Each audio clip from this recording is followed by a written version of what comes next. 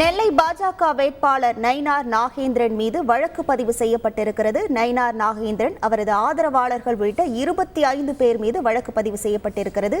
இரவு 10 மணிக்கு மேல் தேர்தல் பிரச்சாரம் செய்ததாக இந்த வழக்கு பதிவு செய்யப்பட்டிருக்கிறது. விவரங்களோடு இணைகிறார் நமது செய்தியாளர் ருக்மணி.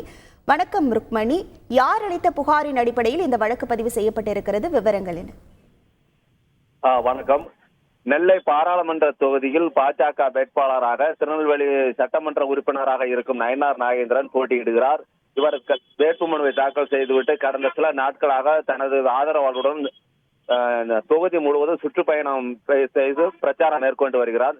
இந்த சூழ்நிலையில் நேற்று வள்ளியூர் யூனியனுக்கு உட்பட்ட பல்வேறு பகுதிகளில் தனது ஆதரவாளருடன் சென்று திறந்த வெளியில் நின்றவாறு தொகுதி மக்களை சந்தித்து பிரச்சாரம் மேற்கொண்டார். அந்த சூழ்நிலையில நேற்று இரவு தேர்தல் ஆணையத்தால் நிர்ணயிக்கப்பட்ட 10 மணிக்கு மேல் பலவூர் பகுதிக்கு உட்பட்ட இருக்கன்துறை, கண்ணங்குளம் பகுதிகளில் 10 மணிக்கு மேல் இரவு 10 மணிக்கு மேல் பிரச்சாரம் மேற்கொண்டார்.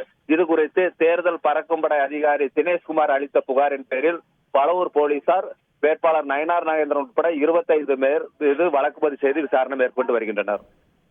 உங்கள் முழு விவரங்களுக்கு நன்றி ருக்மணி.